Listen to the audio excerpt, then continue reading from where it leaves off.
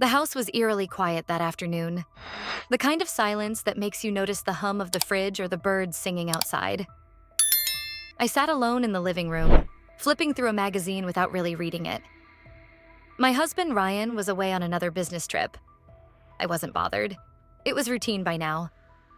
But the emptiness felt more overwhelming than usual. I glanced at my phone, hoping for a message or a call, but there was nothing. The silence only highlighted how predictable my life had become. Routine had once been a comfort, but now it felt like a barrier. I loved Ryan, or at least I thought I did. But over time, something had shifted. Passion had turned into comfort, and comfort had become complacency. The sound of a car door shutting broke the silence. I peeked through the window and saw my nephew, Lucas, walking towards the house. He was Ryan's younger brother's son. I opened the door to find Lucas standing on the porch with a confident smile. "Hey, Lucas, what brings you here?" I asked, hiding my surprise. "Uncle Ryan asked me to pick up some documents he left behind," he replied, his eyes sparkling with charisma. "Hope it's not a bad time." I stepped aside, letting him in. "Not at all. Come on in." As he entered, I noticed how effortlessly he moved, bringing a burst of energy into the room. He tossed his bag onto the couch and glanced around. "Nice place, as always. You've got great taste, Aunt." I chuckled, dismissing the compliment. "Flattery won't get you out of trouble. What documents are you after?" Lucas shrugged. "Something about property papers, I think." As he headed to the study, I found myself reflecting on how different he was from Ryan. Lucas was spontaneous, charming, and unapologetically self-assured. Traits that had been missing from my life for a long time. I shook off the thought, feeling a bit silly. He was family, after all. Lucas soon returned with the papers, his sleeves rolled up, revealing a tattoo on his forearm. He caught me staring and smirked. "You like it?" he asked, amusement dancing in his eyes.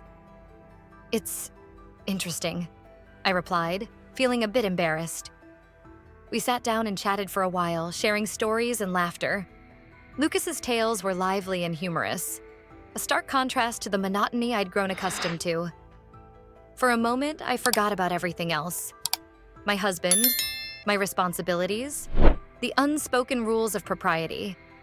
It was just Lucas and me, two people sharing a connection I couldn't quite define. Our conversation flowed naturally, filling the room with a warmth I hadn't experienced in years. Lucas leaned back on the couch, his eyes meeting mine a moment too long. There was something about the way he listened, genuinely interested in every word I said, that was disarming, almost intoxicating. At one point, Lucas reached for the glass of water on the coffee table, and our hands accidentally touched.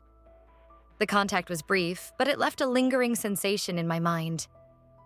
I instinctively pulled back, laughing it off, but I could feel the heat rising in my cheeks. "Are you?" Lucas asked, his voice trailing off as he studied me with an intensity that made my heart skip a beat. His tone was casual, but his eyes searched mine deeply. "Of course," I said quickly, standing up to create some distance. "It's just warm in here, that's all." I busied myself in the kitchen, trying to shake off the tension, but I could sense Lucas's presence even from across the room. When I turned back, he was standing in the doorway, leaning against the frame. Lucas leaned against the frame with effortless confidence. "You seem different today," he remarked, his voice softer. "Different how?" I tried to sound indifferent, but his words caught me off guard. "I don't know. Maybe more alive." There was sincerity in his tone that made it hard to dismiss as flattery. I felt seen in a way I hadn't in a long time, and it frightened me. "Lucas, you should probably go soon," I said finally, avoiding his gaze. "Why?" he asked, stepping closer. I quickly replied, "No reason. Just..." He pressed his eyes into mine, waiting for an answer I didn't have. Or maybe I did, but I couldn't bring myself to voice it. The air between us felt charged, heavy with unspoken words and unacknowledged feelings. Lucas was standing too close now, and I felt my resolve weakening. This isn't right. I whispered, more to myself than to him. I know, he said, his voice low and steady. But doesn't it feel right? I looked up at him, my heart racing in my chest. For a moment, the rest of the world faded away. It was just the two of us, suspended in a moment that felt both impossible and inevitable. Lucas reached out, his hand brushing against mine. I didn't pull away. The room seemed to contract around us, the distance between us vanishing as if it had never been there. My mind screamed at me to stop, to step back, to consider the consequences. But I couldn't move. Just as the tension peaked, the sound of the front door opening shattered the moment. My heart leapt into my throat as Lucas and I quickly separated, both turning toward the noise. My nephew, Lucas's cousin, stood in the doorway, his expression a mix of confusion and suspicion. "Hey," Tyler said slowly, his eyes darting between us. "Am I interrupting something?" "No, of course not," I replied, forcing a laugh that felt hollow even to me. Lucas was about to leave. He was just grabbing some papers for me. Lucas addressed Tyler with a casual grin. "Yeah, that's right."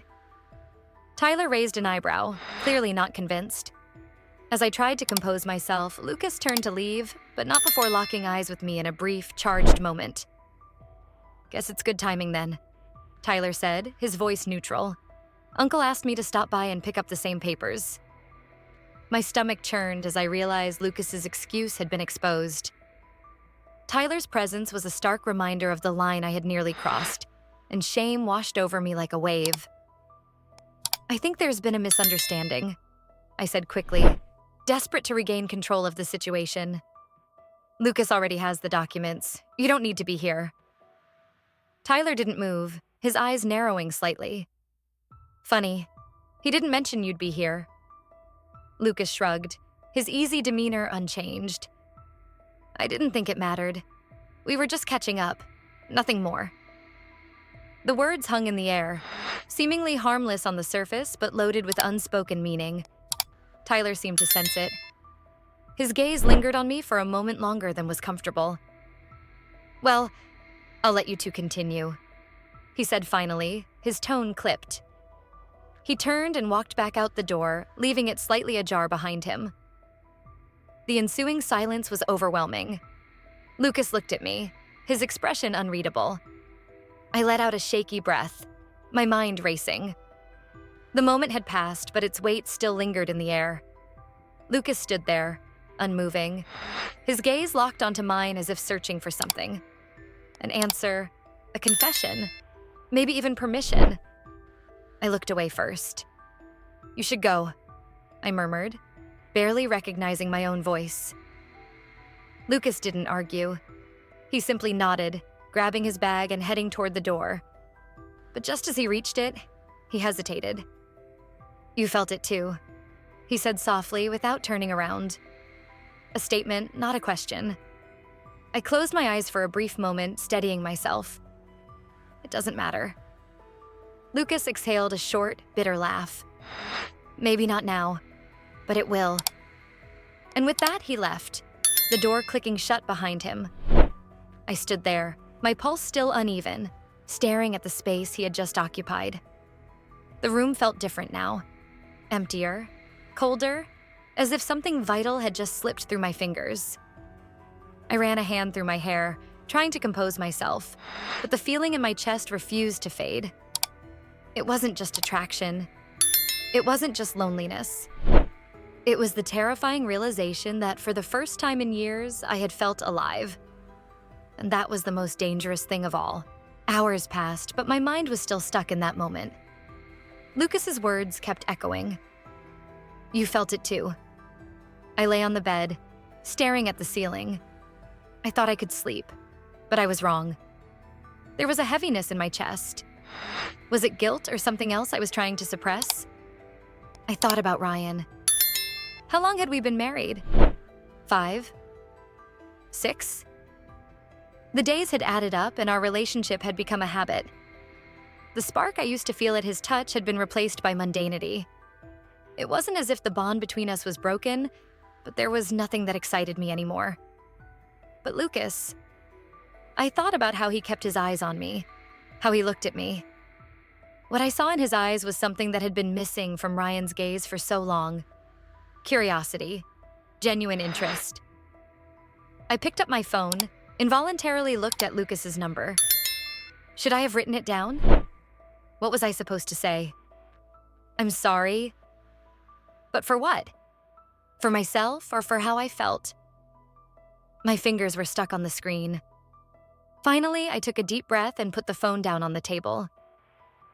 I should forget about it, but something told me that wasn't possible. A few days later, life was back to business as usual, or so I tried to make it. When Ryan came home, he was his usual self.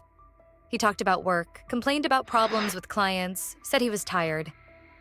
I smiled at him, pretended to be interested, but something was different inside me. At dinner, I looked into his eyes. His brow was furrowed. He was looking at emails on his phone. I must have been looking at my phone at the same time. How many nights had it been since we had dinner without talking to each other? Lucas's voice echoed in my ear. You felt it too. I put down my spoon, the sound of metal gently clinking against the plate catching Ryan's attention. Are you okay? He asked, not looking up from the phone. I'm fine, I said quickly. But was I really okay? Ryan raised his eyebrows. You don't look fine to me. I averted my eyes. Lucas wouldn't have done that. He would have just stared into my eyes and waited until he knew how I really felt. I shuddered at the thought. I'm just tired, I said, and Ryan nodded. Go to bed early then. I have to take care of a few things. For a moment, a rebellion rose up inside me. I need to take care of a few things. It had always been like this. Work became his priority. Exactly. I mumbled and got up. But instead of sleeping in my room, I stood at the window and picked up my phone, hoping Lucas had texted. But he was silent too, and that disappointed me. Coincidence? I managed not to see Lucas during that week, but I knew that at some point I would run into him. That moment came at the checkout counter of a supermarket. I was holding some vegetables and coffee when I heard the familiar voice behind me. Classic choices again. I froze, my heart pounding in my chest. I turned slowly and saw Lucas, wearing a black t-shirt, his sleeves rolled up and that damn tattoo again. His eyes were smiling, but there was a seriousness in them. Hi, Lucas, I said. Did his voice shake? Hi, he said, as if he knew I'd been thinking about him for weeks. How are you? Fine, I said, but we both knew it was a lie. At that moment, the cashier coughed. It was my turn. I quickly pulled out my card and paid, but Lucas didn't move. It was like he was just standing there watching me. As I exited the register, he took a step back and said in a low voice, I need to talk to you. My hands were sweaty. Lucas, I think I can't just leave, he said sharply. We need to talk about what happened that day. I glanced around. No one was listening, but I still felt uneasy. Not now, I said, and I walked out quickly, but Lucas followed me. Do you love her? He asked suddenly. I gasped. What? You heard the question, Lucas said, locking his eyes on mine. Do you love Ryan? I opened my mouth, but no sound came out. I didn't know. I hadn't even asked myself that. Lucas nodded slightly, as if he understood my answer. Then why are you stuck here? I didn't know how to answer. Was he right? In that moment, for the first time, I questioned what I really wanted. And that's when everything started to change.